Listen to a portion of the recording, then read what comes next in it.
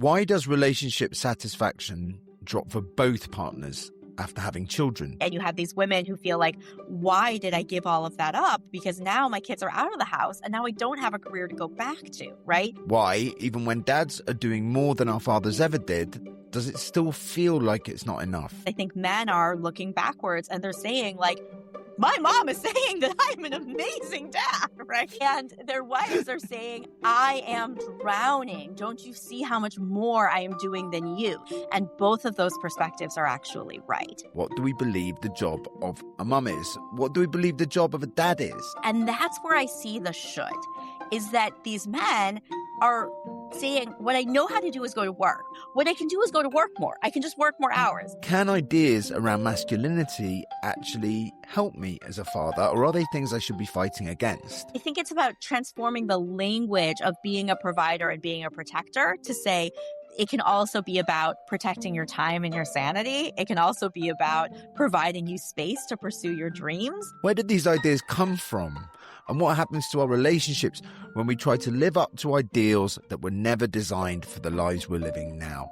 That's just part of the reality of, as I said, office life being set up with this idea that somebody has a stay-at-home wife, which is just not the reality anymore, right? In this podcast, I talk to authors, academics, sociologists, gender experts, and parenting experts to understand what's really happening to couples after they have children and find out if there is a way to be a happier parent. Corinne Low's book, Having It All, is an investigation into the invisible forces that shape women's careers. We talk behavioral economics and why mothers make the decisions they make. We talk about the evolution of parenting roles and how we've ended up living in a working world which doesn't match our family structures. We talk about deals and whether or not my wife got a good one when she decided to have kids with me. We talk about same-sex relationships and which problems went away when Corinne had her second child with a woman and which ones did not. I hope you enjoy this episode. I want to start with a scenario that I think is quite common. Okay, so my wife and I got married and she was a big earner, very successful. We had kids and she quit that job because there was too much travel and that didn't fit. And for loads of my mates, there's some version of this. Didn't want to go back full time, didn't want to put the child in childcare, wanted to be with the child, never returned fully to work, never gone up for the promotion because doesn't want time away from the house. And then there seems to be this moment further down the line where the woman, the mum, is like, I can't believe this has happened to me. And from the male perspective, it's like, well, this looks very much like you've made a series of choices that if I made them, the consequences would be obvious to my career. Like, what is that missing? Yeah, it's such a good question. And I think that is a lot of where the book was coming from, was writing to those women and explaining how these choices that feel like our decision, right, can be made by these invisible forces that are constraining our choices. And those are biology, those are evolution, those are, society and the way it fails to support us. So I say in the beginning, that people like to poo-poo the gender wage gap by being like, well, that's a product of women's choices, but without looking at the forces that are constraining and shaping and forcing those choices, right? And so, when women are saying, well, I needed to make this change in my career to be there for my kids the way I wanted to be, right? What we should be seeing is oh, this is a corporate standard that is forcing that choice because there's no way to actually show up as the parent that you want to show up and have the high-powered career, right? We should be seeing that in relationships, so often, no matter who is the higher earner, right? The wife, the mom, often is the one who gives birth to the child. If it's a biological child, so gives birth to the child, goes through this physical transformation where evolution is screaming at you, millions of years of evolution versus your, the one time you read Lean In, right, is screaming at you. feed this baby, take care of this baby, do not let this baby die, do not leave this baby behind. And that puts us in a different state of decision making during that time. And it's this short term focused time of it feels like an emergency. It feels like life or death because that's what our genes are telling us, because our genes evolved in a time when it was literally life or death. If you didn't do everything you could to take care of your baby was not going to survive, right? And therefore your genes were not going to survive. And so evolution is going to select for focusing in during that period on whatever you need to do to make that baby survive. And then suddenly you zoom out from that period and you realize that because of how the corporate world works, because there's a lot more one-way exits than there are on-ramps, right? That these decisions that you made to get through this temporary period are now having permanent repercussions on your career. And one of the ways I like to get, men or, corporate leaders to understand that it's structural is by referring to this study that tracked men and women after they graduated from a prestigious MBA program. And what they showed is that immediately after graduating, there was not a very large gender wage gap. And so there is where you might expect to see different choices, different preferences, they're going into different fields. But there was not a very large gender wage gap immediately after graduating. But when they looked a dozen years after graduating, women's curves, their earnings curves leveled off. And this wasn't just true for sort of the average woman. This was true for the 90th percentile of women. So that's that top 10% of women, the 90th percentile. Their earnings a dozen years after getting an MBA were the same as the male mean, or the same as the average man. And what that tells me is that leaning in is not enough. Individual optimization is not enough, because that top 10% of women, those are the women who leaned in. Those are the women who prioritized their career. And yet they still were facing structural barriers that meant they did not reap the same financial rewards in their career as men did. It feels like there's almost 2 points there, right? What are they 2 points? One is that there's this draw for women to be with young children that is not the same as the draw for men. And yes, we all love our children, but I've definitely never felt guilt for going to work, like in the way that my wife has, whether that be biological or sociological. It doesn't really matter. I've never felt bad about going for work. I'm doing what I'm supposed to be doing. So we've got that going on.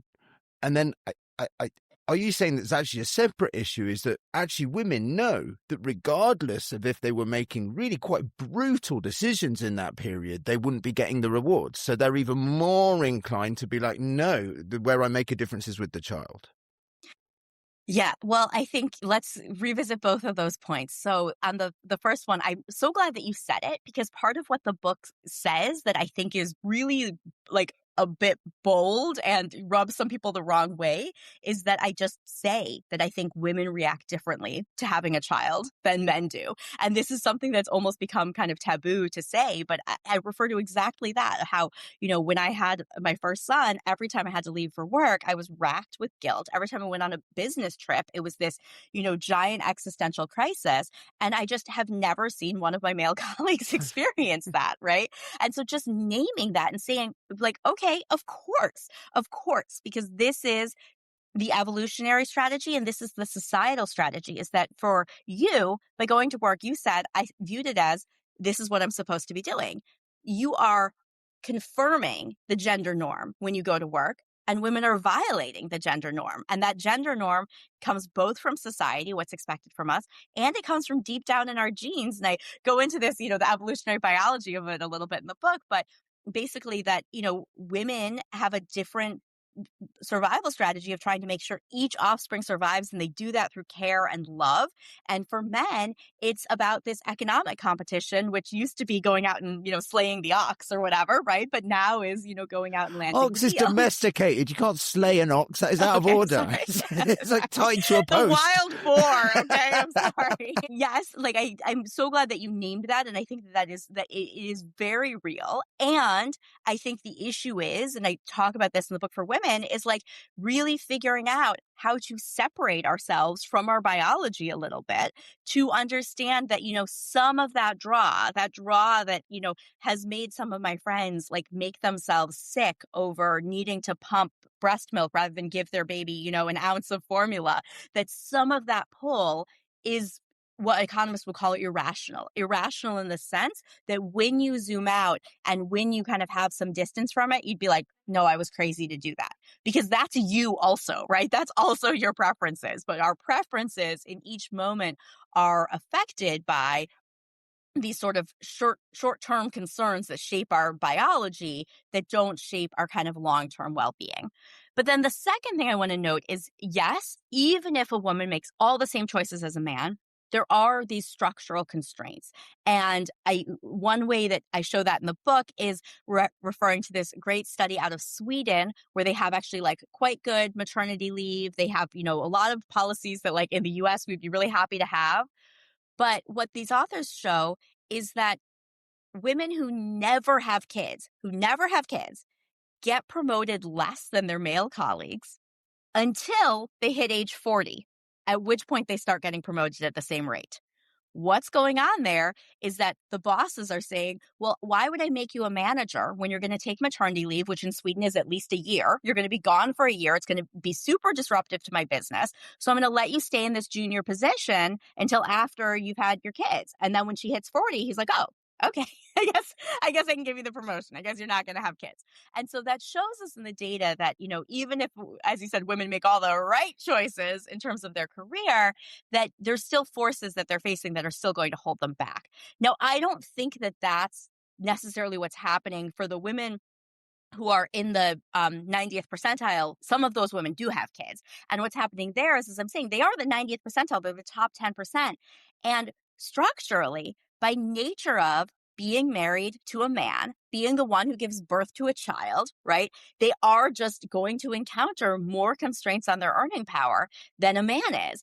And so then within the relationship, that does start to at some point feel unfair because you started out as equals, as intellectual equals. And so for women, it's almost like this burden of being able to do in our knowledge-based economy, being able to do the same things that men can do in the labor force, right?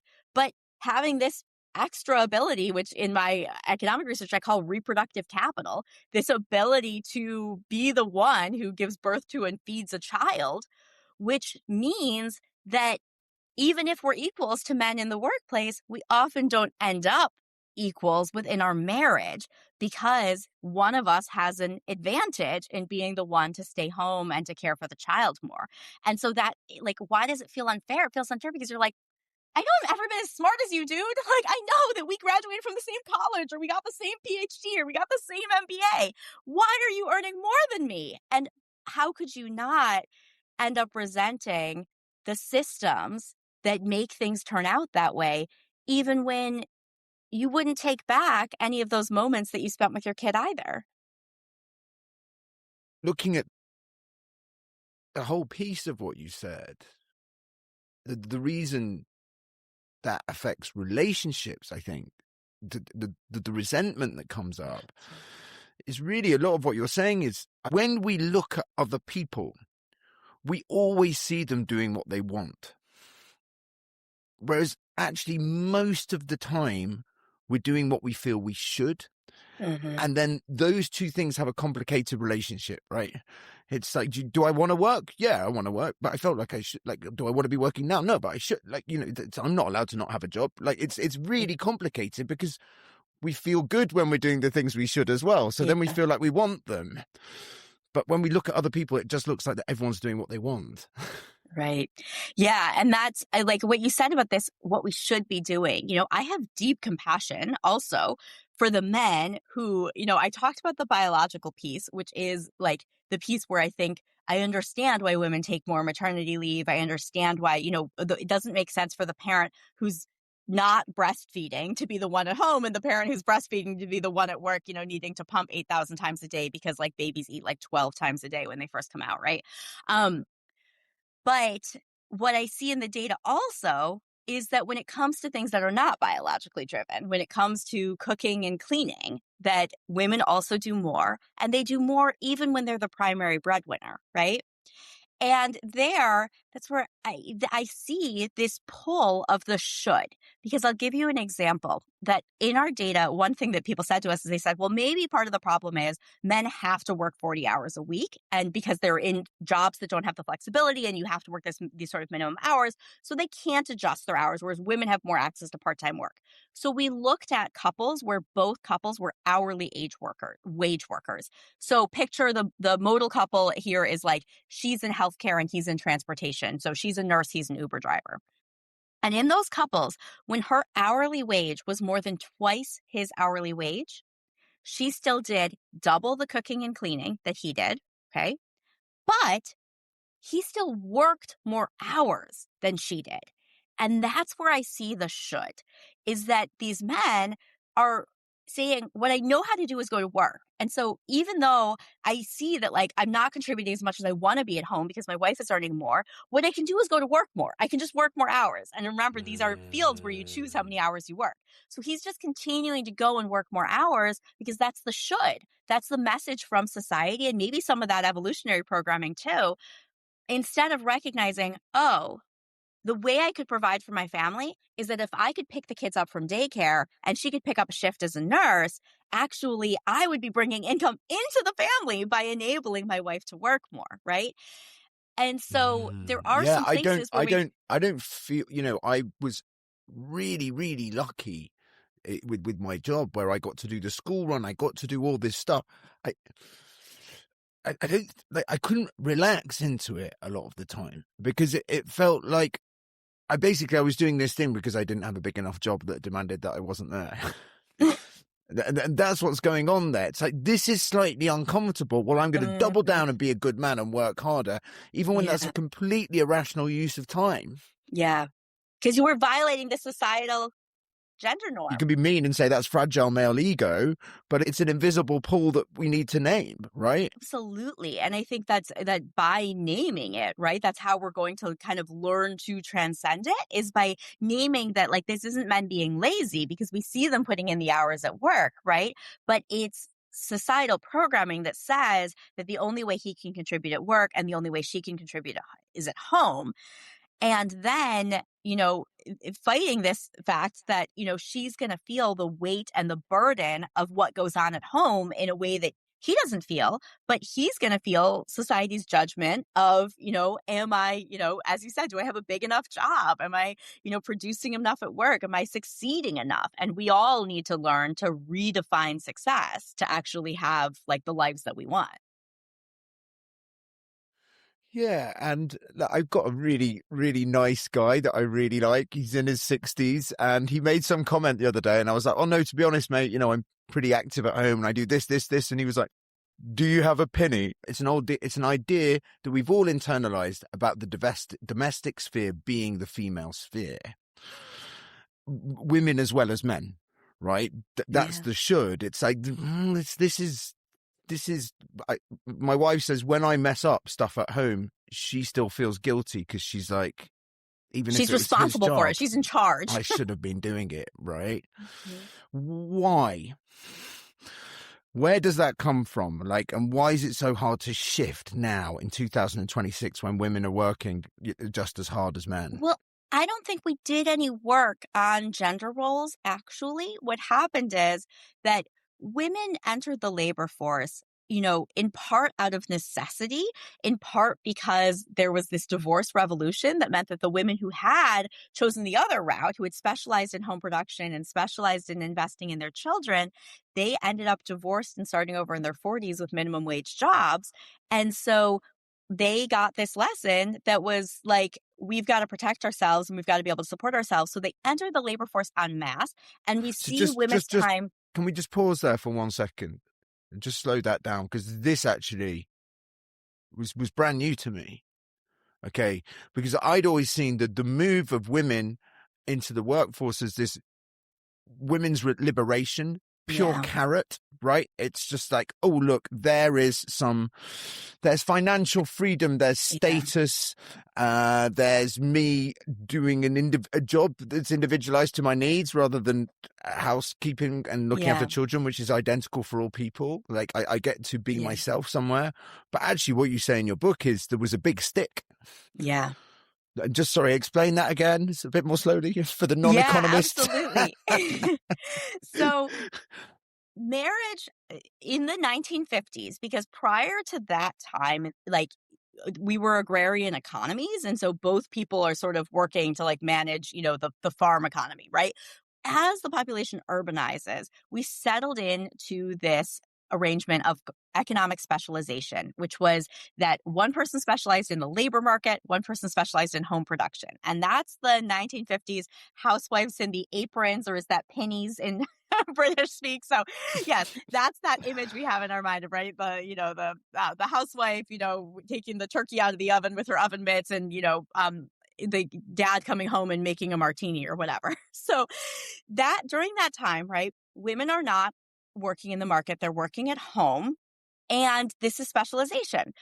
But at the time, marriage was a very secure contract. So what that meant was you were going to be financially taken care of in retirement, for example, even if you didn't earn any money, because your spouse's spoils in the labor market were going to be shared with you the same way everything you're producing at home is obviously shared with him. And in a way, you can see those investments at home as actually investments in his career, because by not needing to worry about whether his suit is pressed or what he's having for dinner, he gets to spend all of that time at work, which is in fact how we developed some of these work all the time, always available, always on cultures that are now biting us all in the butt, because now all of us are taking on caregiving labor, right? And yet we've developed this work culture that depended on one person taking care of everything at home. So when people tell me like, it's just so hard to adult, I don't know when I'm supposed to go to the doctor, when I'm supposed to take the car in. It's like, because that actually used to be somebody's full-time job. And we developed our work system in a world where somebody was taking care of all of that.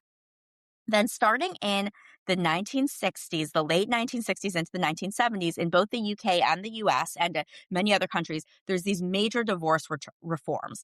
And these reforms are made for ostensibly feminist reasons, right? They're saying they're court cases where, for example, a woman's in an abusive relationship. She needs to be able to walk away from that relationship. And you don't want to have to get your husband's agreement to leave an abusive relationship.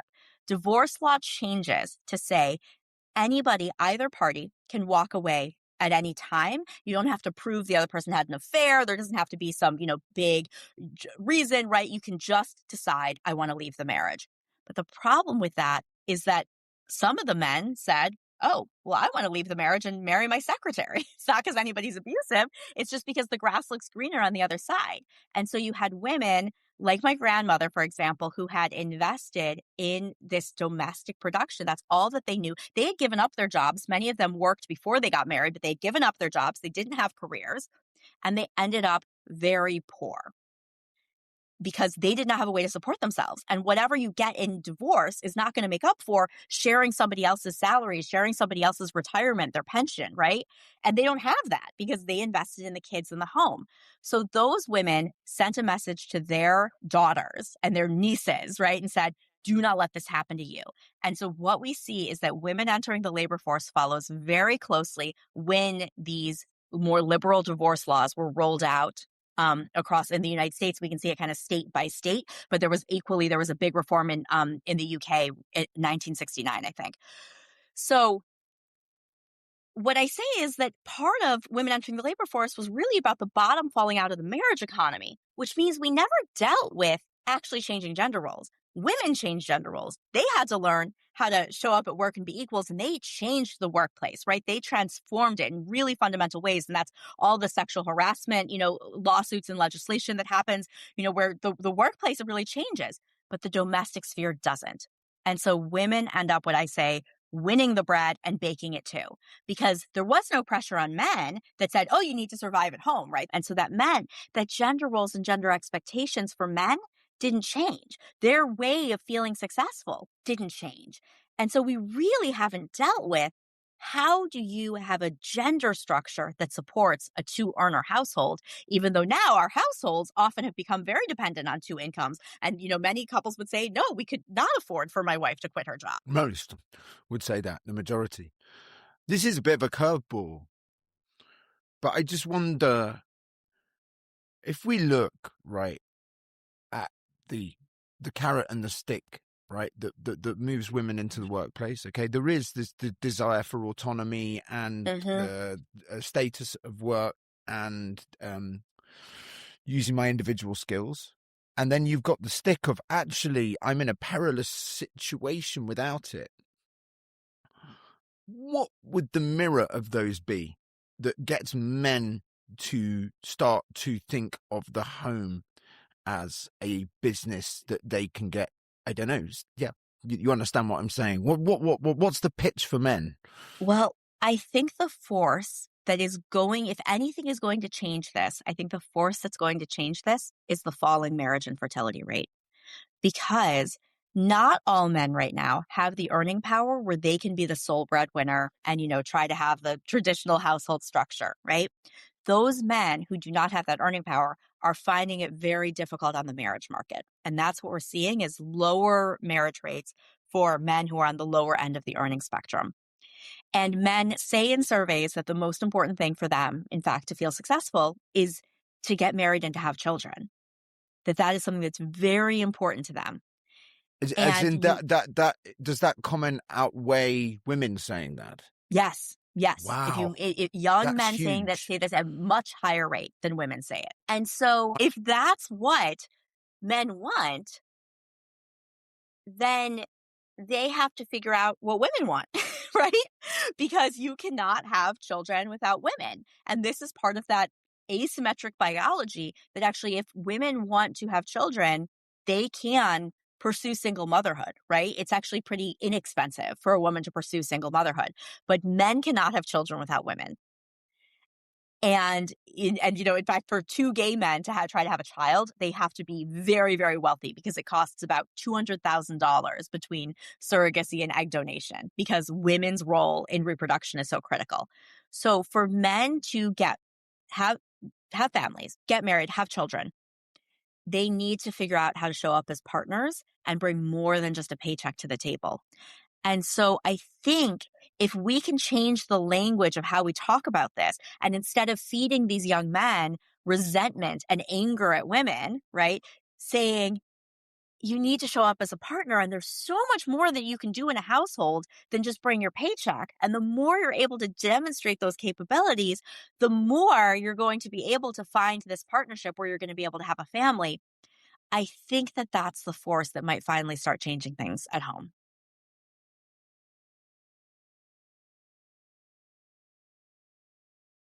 I'm having such a hard time envisaging how we make it look sexy.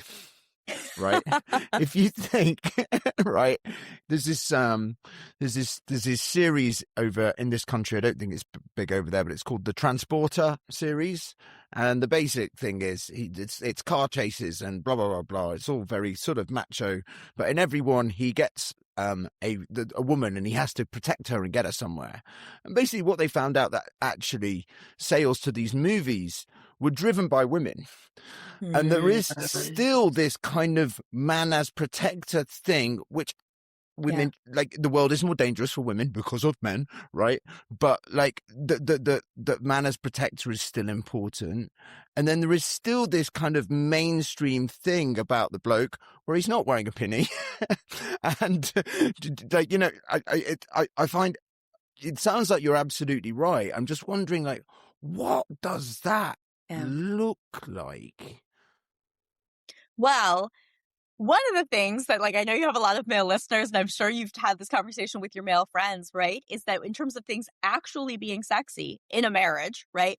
One of the prerequisites for that to happen is for women to not feel like they're drowning, right? For women to feel like they're getting their needs met and to not feel like everything is on their plate domestically. And so I have that message to women too, is that I'm saying, like, stop looking for like the, like testosterone, masculinity, like all of that, right? Because nobody is sexy when you're cleaning their toothpaste off of the bathroom sink. And so you've got to be looking for the things that make somebody, a real partner, because that's actually what's going to keep the spark alive more long term than some of that initial chemical attraction. But we are swimming upstream of evolution there, right? Where, women's genes are selected to look for that male protector because you're in this very dangerous environment, right? The environment in which our genes evolved is very dangerous. So you are looking for that.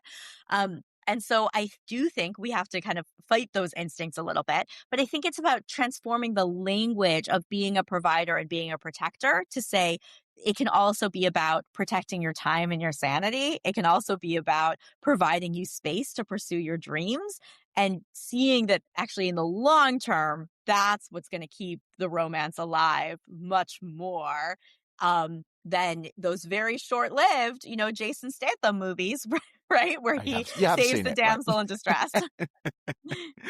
Yeah. Like it's always a Yeah. different woman, notice, in the next movie. So Yeah, no, he's incapable. The transporter is incapable of sustaining a long-term relationship. It's yeah. right there. Yeah. Mm. Okay, so let's talk then about how, you know, the role of father has undeniably transformed. Yeah. Okay, massively. Yeah. My dad is sort of baffled by me and my brothers and everything we do. Yeah. And my mum is kind of like, constantly doing this thing to my wife with like, oh, you're so lucky, which, as you can imagine, my wife fucking loves, right? She's like, he doesn't do enough. So, what, like, why isn't that enough? Yeah. The extra that we're This doing. Well, first, yes, this is true.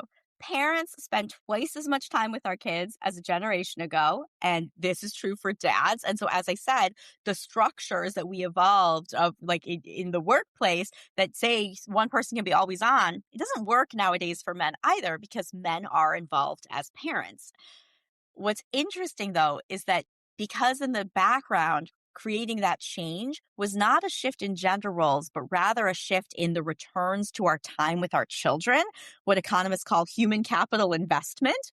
So, starting in the 1990s, we see this massive increase in parents' time with their children, and it's both men and women. And so, for men, a doubling of your time might mean going from 2 to 4 hours a week. You compare to your dad, and you're like, I am doing so much more. I read my kid a bedtime story, I dropped him off at daycare. My dad never did that, right?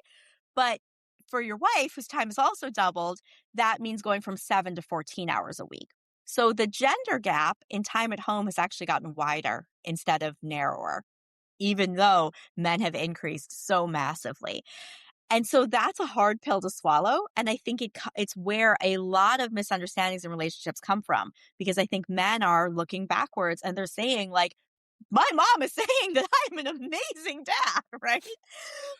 And their wives are saying, I am drowning. Don't you see how much more I am doing than you? They are making the comparison, versus their husband and saying, don't you see how much more I'm doing? And both of those perspectives are actually right. And so I think knowing that data is really important for both people to know. And I have the charts in my book, but that we've just increased the time we spend with our kids enormously. And it comes from a lot of different forces. It comes from us just understanding child development in a way that our parents did not. So, that they thought it was perfectly fine to put the baby in the bassinet and hand them a bottle and go read a book. And us understanding that, no, you have to hold your baby, you have to sit on the floor with your toddler, you have to do the homework with your grade schooler. And it's come from the structure of our society changing, where we don't feel like it's safe for kids to play outdoors and we don't let them be unsupervised and we don't have communities that support us. Generations have gotten stretched out, so we don't have intergenerational households that can, help us take care of our kids. In fact, our parents often need care at the same time as our kids need care. And it's social inequality in our economy that says, look, there's only so many spots at Harvard or at Cambridge. And so we each have to try to jam as much human capital into our kids as possible, because we know getting one of those scarce spots transforms you to have a very different lifestyle, because now we have this very unequal economy where if you're a wage laborer, you're not going to have the white picket fence. You're not going to own a home. You're not going to be able to have some of those dreams. And so to get our children their dreams, we're trying to get them into that top rung on the socioeconomic ladder. So it's all of those forces acting on us. I mean, parents are spending a massive amount more time than a generation before. And so while dads feel like they are doing so much, their wives feel like they're drowning. And I think understanding that difference in perspectives is going to be the key, actually, to saving a lot of marriages. I just want to, like, it's so well explained, this idea that we suddenly understand human capital in a different way, that our children require investment from a very young age. We're not we used to just keep them Yeah. alive, and now Yeah. I think I've said this before, but Yes. parenting only became a verb Yes. in the 70s, well, in the Yeah. 50s, but only Yeah. started widely used in the 70s. And what what what I haven't heard before is that economic argument that actually a lot of this is a feature of polarization of wealth. Mhm. So now the difference between the haves and have-nots is a lot more Yeah. panicky. Yeah. You're like, I do not, my kid can't be on that side. That doesn't look like a good Yeah. life. They've got to be on this side. I, I'm just interested in your personal opinion. Have we got that right? Like, is that anxiety, as an economist, is that well-founded? I think there is something real in our economy about this sort of need to kind of get ahead, right? I think that what we miss is that sometimes the more that we try to jam into our kid, it's counterproductive because what we see in a lot of kids, I'm a university educator, so I see these kids. What we see in a lot of kids today is that they have anxiety and mental health issues because of all this kind of stress that's been placed upon them. And a lot of them haven't gotten to have the real childhoods that like we had of biking outside, until the sun went down. They didn't get to have the play in their lives and the playfulness because of that focus on human capital development. So I think on an individual parental level, I see the rational decision, but as a society, I think it's sort of a deeply broken model of actually raising kids and raising human beings. So I think for parents, they have to be really strategic about their choices. And that means really letting go of the social pressure that says, well, like Johnny is on 3 travel sports. So now my kid wants to be on 3 travel sports or whatever. And recognizing that letting our kids play, letting them be bored sometimes, letting them navigate social relationships on their own, letting them navigate homework difficulties on their own, having some more of that independence that we had when we were kids, that's okay. But one of the things I advocate for, and this is certainly true in the US, there's some of it in the UK, is that for parents to do less, we need our government to do more. We need society to do more. So the reason I can't let my kid bike outside at all hours is because we're at a 40-year high for automobile deaths, for pedestrian deaths in the US, because car hoods are, now 6 feet high, which means if they hit a child, that child is not going to survive, right? And this lack of regulation directly translates into parents then needing to make themselves crazy. Similarly, if we can't trust our public health authorities, now I have to drive myself nuts doing all this research and trying to understand how do I keep my child safe. And so, I don't want to just put this on parents because I think these are societal choices that have made everything be about the individual responsibility. And it is too much. It is overwhelming. And I want to encourage parents who are listening to really figure out how they can radically prioritize the relationship with your child and your own sanity. Because when you are so stressed out that everything feels like you're drowning, you can't parent your child in the way that's actually nurturing their inner self, which is actually so much the most important form of human capital, so much more important than those sports or those enrichment activities. I'm going to put some of that back on parents, because I think that may be true in the States about the cars, but I think we have to challenge our anxiety. And there's something culturally where the parents who worry the most are the best Yeah. parents. And there's a sort of competitive worrying. And I think it's really hard to challenge those anxieties that my child is going to get snatched by a paedophile, even though the chances of that happening are Very less low. than her being struck by Yeah. lightning. Like, but that's got to come a bit from us. You can't just expect people to make the world safer and safer and Yeah. safer.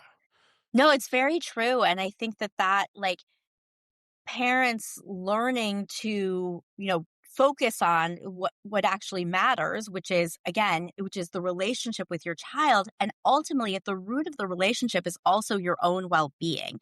And so, I learned that lesson for myself the hard way. Like when I had my first child, I was so stressed out. I was so overwhelmed. I had a 2.5 hour commute. You can read all about it in the book, but I was just constantly in survival mode. And when I made choices that helped me be okay, which felt selfish at the time, I saw my relationship with my son blossom. I actually saw that I could be Mm. such a better parent by putting on my own oxygen mask first, right? There's a reason that that's a rule, and that that mattered so much more than all of the other things I was making myself crazy trying to provide for him. I mean, it's so fascinating reading that stuff as a dad, Mm. because we obviously we're told, you should put your children before yourself, but there's nothing like the kind of guilt that mums feel about when they think of themselves at Yeah. all. Like, I'm still supposed to care about my kind of individual achievements and my Right. time and all that. Of course I am. It's just like, I'm not going to have a miserable life just to do that. Like, Yeah. so my child has this. It's not the same for moms. It really isn't that pressure. Yeah, no, you're so right. I mean, I tell the story in the book, and it's one everybody always sticks with them about the dad who says that he, goes for a swim for an hour every day, and his wife says she hasn't been for a run in 4 years since her son was born. And so just that, as you said, that ability to have that lens that says, of course, my own needs matter versus completely losing sight of that. And that's so important. And then again, that's another way for dads to be a protector and a provider, is like protecting your wife's mental health, is Mm, actually telling her, like, I mm. see you making this choice to put our kids first, but it's actually not working for you. So we have to reevaluate as a family because your needs matter too. And like sometimes you might actually need to be that voice because the forces of society and the forces of evolution, might be pushing her in a direction that actually is not in her own best interest or ultimately the family's best interest. Because, when mom is so stressed out that she's not getting her needs met, then the household becomes stressed out. If you be totally honest, right? If you repeat what you just said back to yourself and it's in your former husband's voice, are you able to go, oh, okay, Yeah. no, I shouldn't do that? Yeah. Like, Well, let's that feels like the beginning of an No, argument to well, you know me. what? No, let's get into that story a little bit because I do think that so my own story is that, I was living in New York City, commuting to my job in Philadelphia, which is 2.5 hours away. And the reason I was doing this is because I had a step kid, and, we also needed to be close to mom, who, my stepkid saw on weekends. And so we were trying to optimize for what made life work for my stepkid. And so I was doing this commute, even though I was on the tenure track at Wharton. And then I had a baby, and that started feeling impossible because I was also the breastfeeding parent. And so I saw other people commuting, but it was never the breastfeeding parent, right, on the train. So trying to pump in the Amtrak bathroom, and I was crying. And then at a certain point, my stepkid actually came to live with us full time. So wasn't seeing mom anymore. But then it was, oh, but we can't move because, because of their mental health. We need to actually stay in the same school, right? And so every choice that we made was a choice that I made to say, this is what works for my family. But it was not working for me. It was not working for my career. I was Mm. like, it was impossible for me to get any work done. I was on the tenure track at Wharton, and I was our family's breadwinner and at some point sole breadwinner, right? And so I do look back on that and say, that I needed somebody to say, whoa, whoa, whoa, whoa, whoa. You're the only person Mm. who's making huge sacrifices here to make things add up for our family. We have to make things work for everybody. We've got to figure something else out. Right. And I think when I look back at it with distance, and I can look back at it through the lens of compassion, because my ex-husband was starting a business, and I think he had this tunnel vision on, I am a failure if I can't get this business off the ground, because that's how I've been taught what that means to be successful as a man. And so I've just got to keep putting time into that, even though I realize, or, didn't realize at the time that, my wife is drowning because she's carrying the load at home. She's doing this commute. She's pumping. She's, kind of doing everything. So I think he had tunnel vision on the business. I had tunnel vision on the family's needs. And what that added up to was really me getting pushed beyond my limits. And that I hear you that, right, about, that's the beginning of an argument. But I think stopping and saying, is this working for you? That as a family, we have to Mm. remember that mom is a member of the household. So if something's not working for mom, it's not working for the household. So actually Mm. taking that moment to sit down and zoom out and say, in the long term, is this getting you what you need? I know this is what feels like it makes things add up right now, but are there changes that we need to make? And I think as a dad, where you'll always be a hero, where it won't start an argument, is if you say, are there sacrifices I need to make in order to make this add up better for you?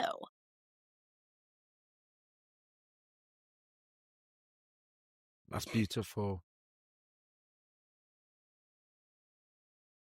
And do you know what that answers?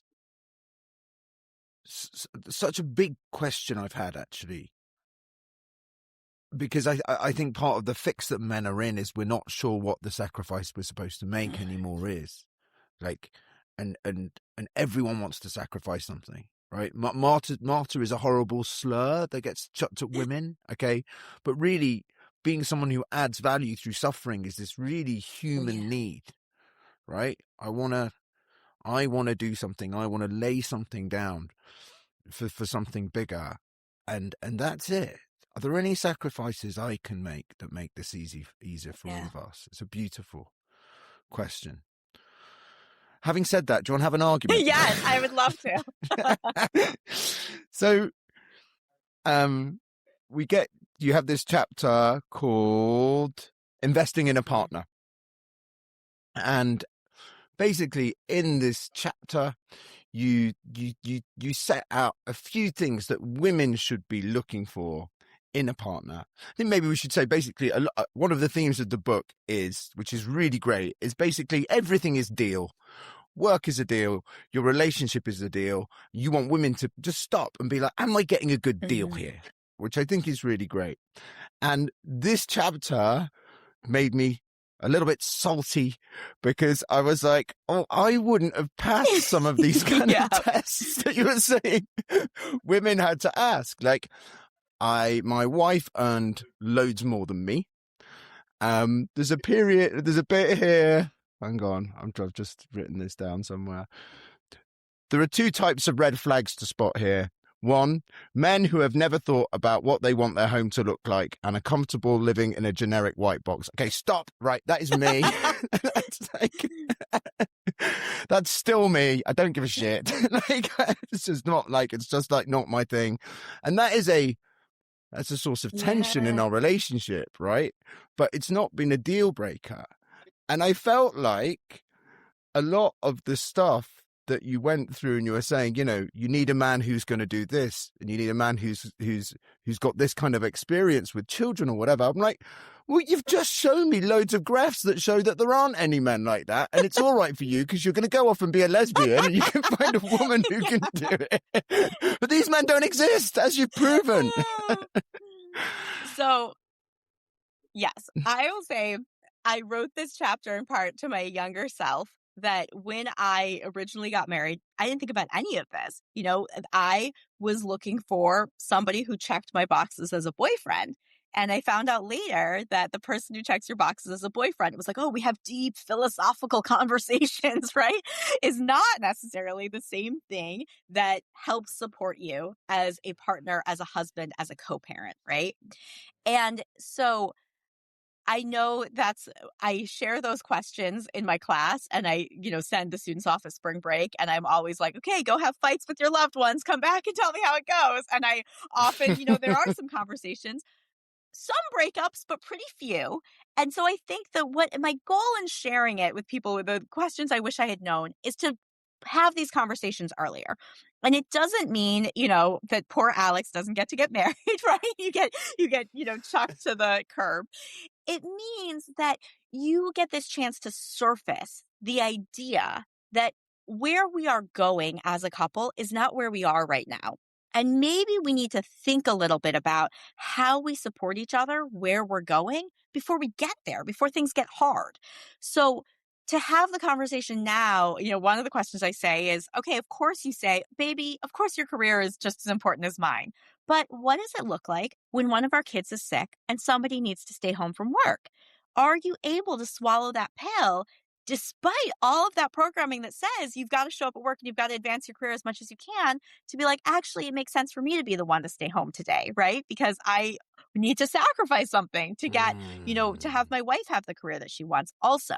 So having those conversations early, and to have the conversation to say, oh, I'm recognizing right now all our furniture is IKEA and crappy, but when I envision a house, I want to live in a house that is furnished and is beautiful and is warm and has places for our children to play and has books and has paintings, right? So if that's what I want, and that's not necessarily what you've ever envisioned, how else can you support that? What are the things that you're going to take on, right? Because I think the goal is you Hmm. want to prevent these defaults from just creeping up where all of a sudden you realize there's 100 things to do in the house and 99 of them are on her plate, right? And the things that the men do often at home, what we Hmm. see in the data is they do things that are like weekly and monthly and yearly. So they do the gutters and they do, the lawn and they do the car maintenance, but the day-to-day things that need to be done 12 times a day, pick up toys, give the kids a snack, right? We see the women doing that. So I think if you have these conversations early, you prevent getting to a point where that resentment bubbles up because someone feels like they've almost been tricked into taking everything on. And it all made sense because it was all her preferences. She cared more about the house. She cared more about what the kids ate. She cared more about this and she cared more about that, right? But suddenly she realizes that you have gotten to pursue your dreams and she has only gotten to be a mom. Hmm. And that's where divorces come from. That was where my divorce came from, right? So I'm going to stave that off for people by bringing these conversations to the foreground early so that you can plan proactively and make your relationship stronger. And what your book's doing is saying, you're going to feel Yeah. like this. And you're going to feel Yeah. like this. It's like it's going to come out of nowhere. But just please listen. Yeah. Like it feels like there were times it felt like a Chekhov Yeah. play, right? It's just like like Chekhov's whole thing is like no one can really listen to anyone, and you're all going to go ahead and make the same Yep. mistakes Yep. anyway. But but I did think I felt it provoked a really interesting conversation with me and Eloise about like basically Corinne Low says you shouldn't have married me, but like. But like, why did you, right? Apart from the fact that you were older than me and you were running out of eggs, like what was kind of in it for you? And I think there's something really interesting that a lot of the questions about our values, actually, if you're young, your values will probably change. Well, maybe you Yeah. would hope they would change, actually. But there's something, I think, in looking for a partner, which I felt was missing, which is basically evidence that that person can have a relationship. And that's kind of like, do you have a group of friends? Mm-hmm. What are your relationships like with your siblings and with your Mm. parents? Like, I see so many men who've been in like awful relationships with my female Yeah. friends, and it's like Yeah. the guy didn't have any mates. Yeah. Like, where's his crew? I think that's a really good Yeah. sign. Do you know what I mean? That you can have sustained friendships. And equally, women who've fallen out with anyone they've ever known, like that's probably not going to go Yeah. well. So that was one of the things that Eloise Yeah. said. She was like, "Well, you had this really group of loving I friends. love that. And It's a I good think that indicator." shows, right? Because when I'm talking about this, I'm seeing what is he bringing to the table that is going to nourish your future life. And that being able to sustain relationships is huge, right? That's a sign, right? That's a sign of this future growth. It's kind of like the little bud poking out of the soil, when it's spring, which I hope is coming soon. And so I think that's what you're looking for in these conversations. And even by having these quite provocative conversations, what you're finding out is this someone who can have a conversation about this and not be defensive? And someone who can explore, Mm. right? Gender roles and, Yeah. the meaning of some of these things. And that's what you're finding out. You're finding out, can we grow together? Yeah, great. Yeah, no, like, yeah, what's the response to trying to have a conversation?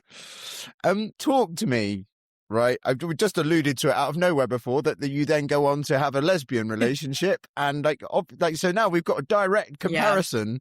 Just tell me like what, obviously not all men and women are the same. It's not going to answer the problem for everyone. I'm really interested to know though, what problems you feel the gender difference has got rid of. Well, and which ones are still there. What I will say is when you are in the squeeze, which is the time when you're trying to make career investments and you have young children at the same time, life is hard. And so I had a baby when I was 32 and I had another baby when I was 40, who's now, 9 months old. And both times, one time I was with a man and now I'm married to a woman, both times this has been a very challenging year because it is just hard. Your baby needs so much. And for me, even though at this point I had tenure at my job, I decided to have a book come out the same year I had a baby. And so my job needed a lot from me. And my wife's job needs a lot from And her. go on every single podcast in America and UK. And so it just is hard. And what isn't magically replacing, the husband kind of made it easy, right? But the piece that for me, what I was looking for, what actually made me feel like I was only going to consider female partners. Obviously, I had the advantage of being, bisexually attracted, but to say why was I looking for a female partner, is it got rid of the defaults. And for me, as someone who had been the breadwinner in my previous relationship, but was still the default parent, right? I saw like during COVID when we had no childcare, all of my male colleagues, their wives took the hit. Their wives were the ones who, made sure that the kid was taken care of because they were on the tenure track at Wharton. Of course they needed the time, but I was on the tenure track at Wharton, right? I needed the time, but there was no assumption like, oh, of course your career should be prioritized. And that was because of my gender, right? That was because I was the woman and he was the man. So even though, he was starting a business, which could have been put on pause, right? It was, hey, his work has to be treated as sacrosanct. So I wanted to get rid of those defaults. And that is true, right? At some point in our relationship, my wife was laid off and she did everything around the house, everything. She took, my son, who's, not her son, who's her stepson. She took him to soccer. She was the soccer mom. Everybody at school and at soccer knew her, instead of me. And because there was no gender default there. And so she was able, and we see that in the data, that in the data, same-sex relationships, they are elastic to who is earning more money. When one person gets laid off, that person steps up at home, et cetera. Whereas in a heterosexual relationship, you have those gender defaults. And so that's the piece that you get rid of. And so, in my household right now, I do all the cooking still, but my wife does all the cleaning, right? So again, it's not, instead of dividing along gender lines and instead of it feeling like, oh, I'm cooking because I'm a woman, it's so we can recognize, oh, you care more about the cleaning. I care more about us eating healthy food and I'm good at cooking. So, this is how we're going to divide things up. But there's so much to navigate, and that's just part of the reality of, as I said, office life being set up with this idea that somebody has a stay-at-home wife, which is just not the reality anymore, right? That's not the reality for, the vast majority of workers. And so that makes it really hard in this period of life because your career is not planned around that you actually want to show up and be there for your kids and be involved and that you actually have to be the one to, make your own doctor's appointments because there's no one to make them for you. There's the part of the book where you say that most homes work on this unvoiced assumption, and it's always unvoiced. It's something about convex earnings, but that basically like the job where someone puts in the mega hours then makes a disproportionate amount of mega money, and that it's better to have one person doing that and one person that completely steps back or abandons their career than it is to have two people bobbling along on sort of median salaries. Is that right? Are we getting that right? Does it make economic sense? Well, I think that economic incentive is there in the modern labor force. And I think it's something that's deeply problematic because what you don't see, that force acts on you and you're like, all right, let's just lean into, the husband's career. And then all of a sudden, you sort of wake up and, you end up with this feeling of somebody hasn't gotten their needs met. Somebody has lost something, right? And you have these women who feel like, why did I give all of that up? Because now my kids are out of the house and now I don't have a career to go back to, right? And so I call that out to say that economic force is there. It's acting on you. But I actually think the more that you can resist it, the more that you can fight it, the better off you'll be in the long term as a household. Because then on the flip side, when it is the woman's career, who's the one who's earning more money, we don't see her getting that same benefit, right? We don't see that when the woman is earning more money, that you have that specialization and, she's able to just solely invest in her career. And so I would say that, yes, that economic force is there, and naming it helps you understand. You're like, oh, that's why we're like, oh, it makes more sense for, I say in the book, like for, him to make partner rather than, both of us work 40 hours and neither of us make it, right? But the long-term consequences of somebody giving up her career, if that's not actually where her heart is, if that's not actually where her dreams lie, that can be really damaging. And so are there ways to get through the squeeze and for both of you to set boundaries at work to say, no, neither of us can give work 120%. Both of us need to give work 70%, right? And be able to have something left over for home. Let's say the policymakers, the CEOs, the mums, the dads, they read your book and they take its message to heart. Like, what does the world look like?